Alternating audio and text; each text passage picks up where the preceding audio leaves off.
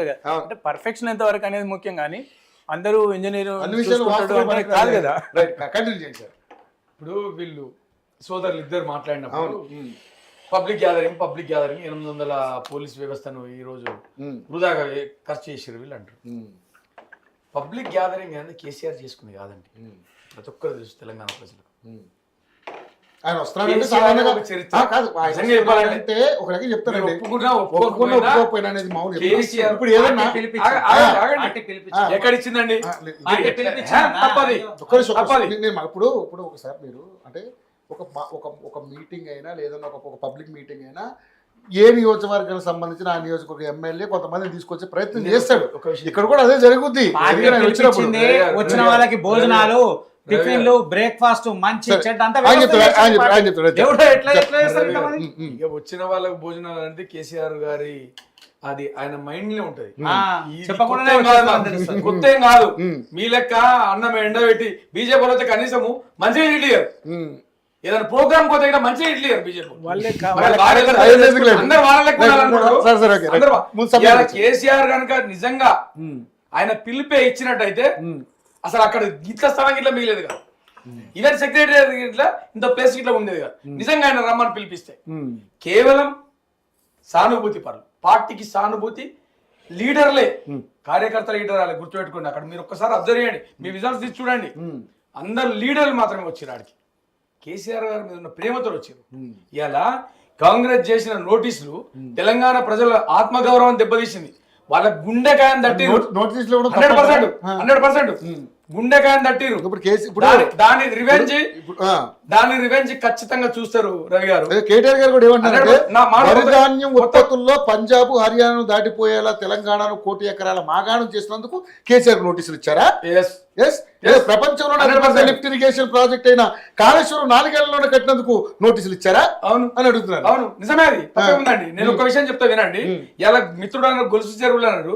గొలుసు చెరువులలో ఎక్కడి అండి? గొలుసు చెరువులలో తుమ్మ చెట్లు మొలిసినాయి. ఇది కాదా? ఒకసారి పశుపతి సార్ అడగండి, ఇది నిజం కాదని చెప్తారు.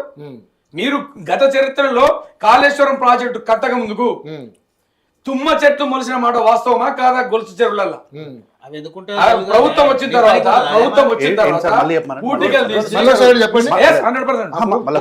గొలుసు చెరువుల ఆ రోజు ప్రభుత్వం రాకముందు, కాళేశ్వరం కట్టక ప్రభుత్వం రాకముందు, కేసీఆర్ ముఖ్యమంత్రి కాకముందు తుమ్మ చెట్లు మొలిసినాయి.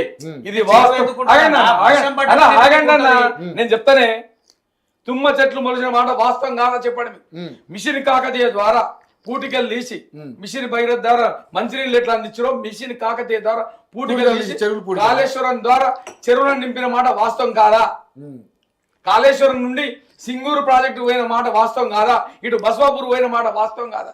డైరెక్ట్ గా ఇండైరెక్ట్ గా దాదాపు అప్పుడే 38 లక్షల ఎకరాలకు నీళ్లు అందించిన మాట వాస్తవం కాదా? ఈ రోజు మల్లన సాగర్ లో వచ్చిన నీళ్లు కాళేశ్వరం కావా? ఇవన్నీ చెప్పండి మీరు.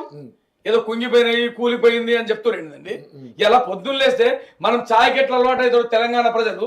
మీరు పొద్దున్న లేవంగానే కేసీఆర్ మన రేవంత్ రెడ్డి నుండి మొదలు పెడితే మా అన్న దాకా కల్వకుంట్ల ఫ్యామిలీని తిట్టడమే. ఉదాహరణ చెప్తున్నారు. ఇంతకుముందు కవితక్క ఈ కండు వేసుకుంది, వాళ్ళు ఈ పచ్చ కండువలు ఏ కండువలు వేసుకుంటే మీకు ఎందుకండి? మీ కండువనే చేసుకోం కదా, మీ కండువనే చేసుకోం కదా. మీ కండు వేసుకొని ప్రజలు అసహించుకుంటారు, మీ కండు చూస్తేనే భయపడుతున్నారు. ఇలా మీ పరిస్థితి ఆడికి వచ్చింది. మీరు 6 గ్యారంటీలు మీరు ఏ ఒక్క గ్యారంటీ సంపూర్ణంగా కంప్లీట్ చేసారు చెప్పండి. మీరు కాళేశ్వరం గురించి 2 ముక్కలు చెప్తారండి మీకు, మంచిగా వినండి. నిజంగా 2007లో ప్రారంభించిన ప్రాజెక్టు కట్టాలన్న ఉద్దేశం తమ్మడి హెట్ల ఈ కాంగ్రెస్ గవర్నమెంట్ చేసింది. 2007 రాజశేఖర రెడ్డి గారు అప్పుడు మహారాష్ట్రలో కాంగ్రెస్ గవర్నమెంటే, పృథ్వీరాజ్ చౌహాన్ కూడా, పృథ్వీరాజ్ చౌహాన్ గారు ముఖ్యమంత్రి ఆ రోజు. ఇక్కడ రాజశేఖర రెడ్డి గారు ముఖ్యమంత్రి 2007. ఆ రోజు వీళ్ళ బడ్జెట్ ఎంత? 19,000 కోట్లు. 19,000 కోట్లు అప్రాక్సిమేట్లీ 50 అటు ఇటు ఉంటుంది అనుకోండి. 19,000 కోట్లు. 2007 నుండి 2014 వరకు మీ కాంగ్రెస్ ప్రభుత్వమే ఉంది ఈ రాష్ట్రంలో. ఈ రాష్ట్రంలో మీ కాంగ్రెస్ ప్రభుత్వమే ఉంది. మహారాష్ట్ర ఉమ్మడి రాష్ట్రంలో ఉంది. అవును, అదే చెప్తున్నా. ఉమ్మడి రాష్ట్రంలో కాంగ్రెస్ ప్రభుత్వమే ఉంది, మహారాష్ట్ర ఇట్లా కాంగ్రెస్ ప్రభుత్వమే ఉంది. కానీ ఎందుకు మీరు మహారాష్ట్ర ప్రభుత్వాన్ని ఒప్పించలేకపోయారు? ఈ ప్రాజెక్టు కడితే, అక్కడ కడితే రవి గారు మంచిగా వినండి. వీళ్ళు ఏదో ఈ ఎట్లా పడతారా చెప్పగానే పబ్లిక్ నమ్మి ఓట్లు వేసినట్టు అనుకుంటారండి వీళ్ళు. ఇలా ఈ ప్రాజెక్టు కనుక తుమ్మడి హట్టిలో కట్టినట్టయితే 85% మహారాష్ట్ర భూమి, మహారాష్ట్ర ఏదైతే ఉందో అది మునిగిపోతుంది అన్న ఉద్దేశంతో అక్కడ పర్మిషన్ ఇవ్వలేదు. మరి ఎందుకు మీరు ఒప్పియలేకపోయారు? ఆ రోజు మీ ప్రభుత్వమే ఉంది, అక్కడ కూడా అక్కడ కాదండి కేంద్రంలో ఇట్లా వీళ్ళ ప్రభుత్వం ఉంది కదా, సెంట్రల్ ఇట్లా మీ కాంగ్రెస్ ప్రభుత్వం ఉంది. కానీ తట్టెడు మట్టెత్తలే. మీరు ఆ రోజు 19,000 కోట్లు అన్నారు, తర్వాత 10,000 కోట్లు అన్నారు, 7,000 కోట్లు ఖర్చు అవుతుంది అన్నారు. దాదాపు 1,000 కోట్ల 58 లక్షల రూపాయలు వీళ్ళు ఏంది కాంగ్రెస్ ప్రభుత్వం కాంగ్రెస్ నాయకులు స్వాహా చేసిరని కాకు నివేదిక ఇచ్చింది. ఇది నిజం కాదా చెప్పండి? మీరు ఎందుకు కట్టలే ఆ రోజు? మీరు కట్టిన మీ డిజైన్ 16 టీఎంసీలు వినండి, మొత్తం 16 టీఎంసీలు. ఒక్క టీఎంసీ ఎంత? 11,000 ఎకరాలకు నీళ్ళు అందిస్తుంది. మరి ఈ రోజు కాళేశ్వరం ప్రాజెక్టు ఎంత కెపాసిటీ? 240 వినియోగం, 140 నిల్వ. మరి దానికి దిగి నక్కకు నాగలోగానికి ఉన్నంత తేడా ఉంది.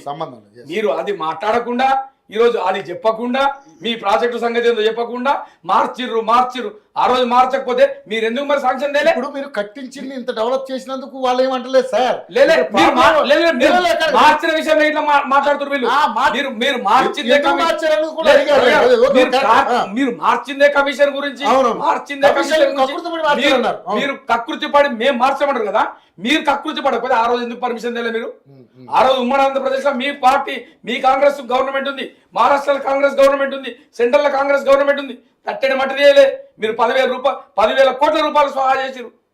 ఇట్లాంటి ఎన్నో ఇక్కడ ప్రధానంగా ఆరోపించేది ఎవరైనా కూడా అవినీతి జరిగిందా? మీరు పర్సనల్ గా వ్యక్తులను ఎందుకు టార్గెట్ చేసి మాట్లాడతారు? ఇలా కవితకు ఉంది, ఆమెకు సంస్థ ఉందండి తెలంగాణ జాగృతి అని. ఆ సంస్థ జెండా అది. ఇలా రైతులు వచ్చారు కాబట్టి పచ్చ జెండా వేసుకోరు. దానికి ఇట్లా రాజకీయమేనా? నిజంగా కేసీఆర్ పిలిపిస్తే నిజంగా ఈ రోజు హైదరాబాద్ దిగ్బంధమయ్యేది, అదందరూ తెలుసు. కేసీఆర్ మామూలుగా ఒక పెళ్లికి పోయినా కేసీఆర్ 1000 మంది వస్తారండి, వాడు పిలవకపోని. అట్లాంటిది మీరు ఏంది బల ప్రదర్శన చేసిరు. బల ప్రదర్శన చేస్తే చట్టాలు మారుతాయి, బల ప్రదర్శన చేస్తే క్వశ్చన్లు మారుతాయా? సార్ అన్నట్టుగా బల ప్రదర్శన చేస్తే ఏదైనా తీర్పులు మారుతాయా? విచారణలో వాళ్ళు ఏం అడగాలనుకున్నారు కంపల్సరీ అడుగుతారు. రవి గారు ఒక ఎగ్జాంపుల్ చెప్తా వినండి. మా ఏంది విజయవాడలో ఒక కేసు అయింది, ఒక రేప్ కేసు. అమ్మాయి పేరు శ్రీలక్ష్మ మహాలక్ష్మి ఉంది. ఆ అమ్మాయి రేపు ఏదైంది మహాలక్ష్మ వరలక్ష్మి లక్ష్మి ఉండదు. ఎందుకంటే ప్రభుత్వాలలో చాలా అవుతున్నాయి. లక్ష్మి ఇప్పుడు రీసెంట్లీ కూడా ఎగ్జాంపుల్ చెప్తా. లక్ష్మి అక్కడ ఆ నిందితుడికి ఉరి శిక్ష పడ్డది. శ్రీలక్ష్మి ఉరి శిక్ష పడ్డది నిందితుడు అప్పీల్ చేసుకుండు హైకోర్టుకు. అప్పీల్లో హైకోర్టు ఏమని జనాన్ని చూసి తీర్పు మార్చకూడదు. ఆ రోజు యావత్ విజయవాడ మొత్తం విజయవాడ కోర్టు కాడ ఉంది, ఉరి శిక్ష చేశారు. హైకోర్టుకు వచ్చే వరకు దాన్ని కన్వర్ట్ చేసి లైఫ్గా మార్చారు. జనాన్ని చూసి తీర్పు మారదండి. వీళ్ళు ప్రదర్శన చేసిర్రు అంటే మీరు వీకా సార్ అన్నట్టుగా? మీ ప్రభుత్వం వీక్ కాదు కదా. మీరు పోతున్నాగా ఇంకొక మాట, ఎంత అన్యాయం అండి. స్కూటర్లు తిడుతుర్రు, మోటార్ సైకిళ్ళు తిడుతుర్రు, మీరు రౌడీ షీటర్లు, వీళ్ళు గుండాలు. మరి గుండాయిజం రౌడీ షీటర్ ఉంటే మరి మీ ప్రభుత్వం ఏం చేస్తుంది? మీ లా అండ్ ఆర్డర్ ఏం చేస్తుంది? మరి ఫెయిల్యూరా? మీరు అడ్మిటా? మీరు యాక్సెప్ట్ చేస్తున్నారు దీనికి? మీరు కేవలం రాజకీయ కక్షతో కాకపోతే ఖచ్చితంగా మీరు వేసారు కమిషన్, మేము ఫేస్ చేయడానికి రెడీ ఉన్నాం. మీరు రెడీ టు ఫేస్ అండి. దానికి ఎందుకు కేసీఆర్ గారు 50 నిమిషాలు 5 గంటలు అడగని ఉంటుంది, మాకు టైం ఇవ్వకపోని ఉంటుంది. మీరు వేసే క్వశ్చన్లకు మా సార్ సమాధానం చెప్తుండే. మీరు అంతేగాని 50 నిమిషాలు అయింది దానికి మీరు బల ప్రదర్శన చేసారు, తప్పది. మీకు రాకపోతే మంది మా మీద ఎందుకు వేస్తారు? మీరు పోతే ఒంటరిగా పోతారు, మీకు ఎవరు రారు. మీరు రాకపోతే మమ్మల్ని వేస్తారా? కానీ సరే ఓకే, అది వచ్చారు కమిషన్ ముందు హాజరయ్యారు అని మాట్లాడారు. కేటీఆర్ గారు కూడా అట్లా మాట్లాడడం ఏంటంటే మరి కేటీఆర్ గారు మాట్లాడొద్దు. అది బాగోదు కదా. ఇప్పుడు ఒక ముఖ్యమంత్రిని పట్టుకుని ఎలాగా మాట్లాడతారండి? ఒకటే అండి, ఎవరికైనా యావత్ తెలంగాణలో అంతా కేసీఆర్ గారికి నోటీసులు ఇవ్వడాన్ని జీర్ణించుకోలేకపోతారు. కాళేశ్వరం ప్రాజెక్టు రవి గారు, కాళేశ్వరం ప్రాజెక్టు 20 జిల్లాలకు సాగునీరు అందిస్తుంది.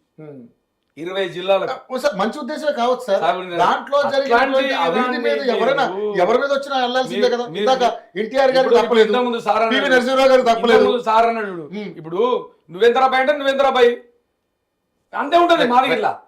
మా లాంగ్వేజ్ ఇట్లా అదే ఉంటది. ఓకే మీరు ఎట్లా మాట్లాడితే మేము అట్లా మాట్లాడతాం. ఓకే. ఇప్పుడు ఆయన కూడా ఇంకో మాట మాట్లాడారు. సరే ఇప్పుడు అది వాళ్ళ పార్టీ విధానం ఏది, మంత్రులు కేటాయిస్తారా కేటాయించరా. సరే ఇంతవరకు నిజంగా పోర్ట్ఫోలియో అనేది ఇంతవరకు ఎప్పుడు కూడా ముఖ్యమంత్రి ఆధీనంలో ఉండేది. ఈయన అధిష్టానం దాకా వెళ్ళి అక్కడ నిర్ణయం జరగడం అది వాళ్ళ పార్టీ వ్యవహారం అండి. దాని గురించి కూడా విమర్శించడం అండి. ఒక ముఖ్యమంత్రి ఏదైతే మంత్రులు కేటాయించడం చేత కానీ ముఖ్యమంత్రి ఢిల్లీ వెళ్ళి అక్కడ మా అధిష్టానం వాళ్ళ కేటాయింపుల ద్వారా అక్కడ సాగిలు పడిన అవసరం ఇవన్నీ అవసరం కాదు కదండి.